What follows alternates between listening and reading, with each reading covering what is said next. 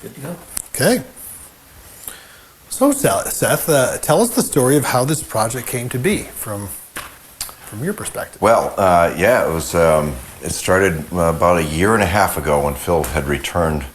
My roommate Phil had returned from Japan. He was over visiting Zenjiro, and he came back with a bunch of Japanese hand tools, and he was really excited about having these tools and the story of his trip. And he said Zenjiro would like to come visit, and I said that sounds great. And this was April a year and a half ago, so April of 2023.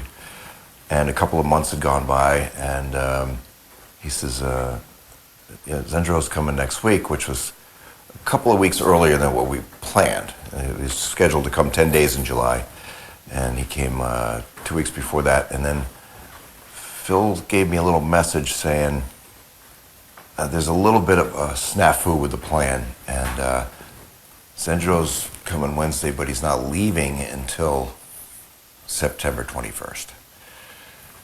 And I was like, wow, that's a little bit different than we're out of coffee, roommate. And so he said, I understand if he can't stay here, we'll make some kind of an arrangement. And I said, let's just digest it for a day, and we'll talk about it tomorrow. I knew how important Zenjiro was to Phil, and Phil's important to me. So that was, something to think about in the process.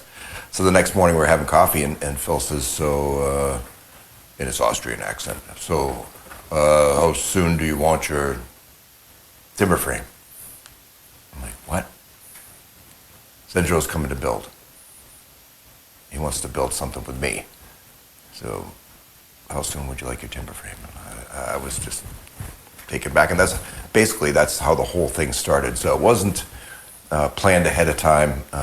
As far as I knew, Zenjiro was coming for 10 days to visit, get to see America, hang out with us, and so that's how it began. And so I sketched out a piece of paper, kind of what do you want? And I said, well, I've always wanted a larger building than my shed. So I sketched a little something out, and that's probably on a piece of paper somewhere in all Phil's piles of notes and blueprints. And that's kind of how it began that day. So. And so why did you decide to move forward with it? The more I learned about Phil's relationship with Zenjiro, and Zenjiro's knowledge and passion in this field of temple construction, temple repair, timber framing in Japan, and the fact that he refuses to use any power tools and does this all from the use of these hand tools, many of which he's made, all the blocks for the planes and the handles for the saws, and some of the tools are over 300 years old. That was intriguing, and I think the fact that the project that they wanted to do was based on the fact that Zenjiro felt that Philip was the only person as a pupil that worked under him who he trusted to carry this to the next generation proper, without any electricity, no nails, no screws, no pegs, no cheating. And so this project is allowing that to be in Philip's hand at some point to pass on to the next generation below him. So that was important to you, this idea? It was just an incredible opportunity, and I felt like I was at a point where I could do it. I was able to order the lumber with Phil's numbers and size, all the pieces that we needed for his lumber list, and make it happen. The experience, the cultural experience, has been incredible. Having Zenjiro living here, this is the end of his second year or season, so somewhere around 120 days last year, and the same this year. And he's been a huge part of our lives, a huge part of my life and our community. Everybody knows Zenjiro now. He goes to music events, he does everything with us, and he's just an amazing human. And so is Phil. And the fact that this project has kind of, I mean, Phil's off to be a pilot, and he hasn't, put any time into that. This project has been the forefront of his whole summer and fall, and Zenjiro the same. I feel so much gratitude from both of them to be able to just house this project here and just allow it to evolve without any pressure from me. I think the pressure comes from Zenjiro. I know Phil feels it. I don't feel it.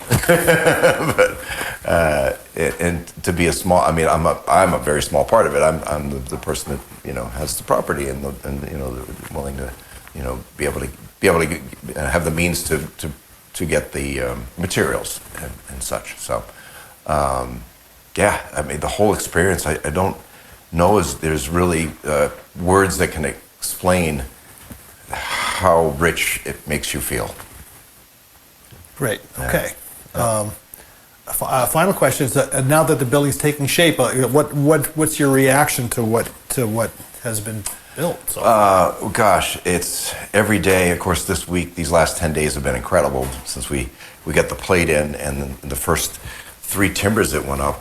It was just like, wow! All right, this is just 3 little posts that went up, and looking up at it and wondering, wow, what's it going to look like when we get to the second story? And and to Phil's point, knowing that each piece of wood has had so much handwork done into it by these two, and basically these two only.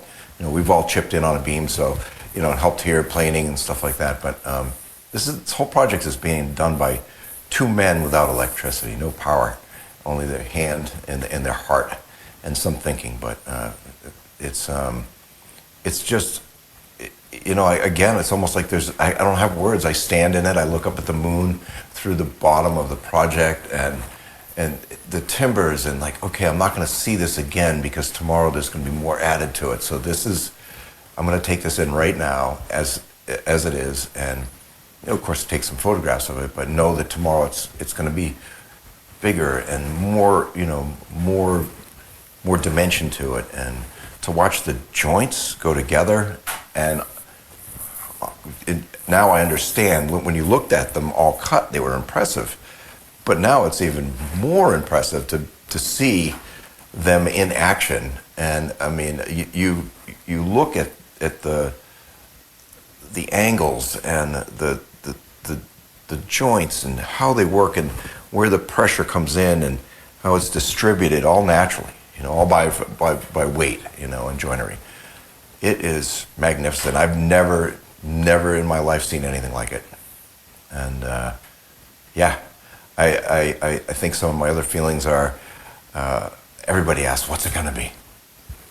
What's this going to be? And I've had some fun with the answers, like arcade, she shed, fun things. But it's going to be an evolution of studio, workshop, music, happiness, food, learning, creativity. It's not a shed. It's not a barn.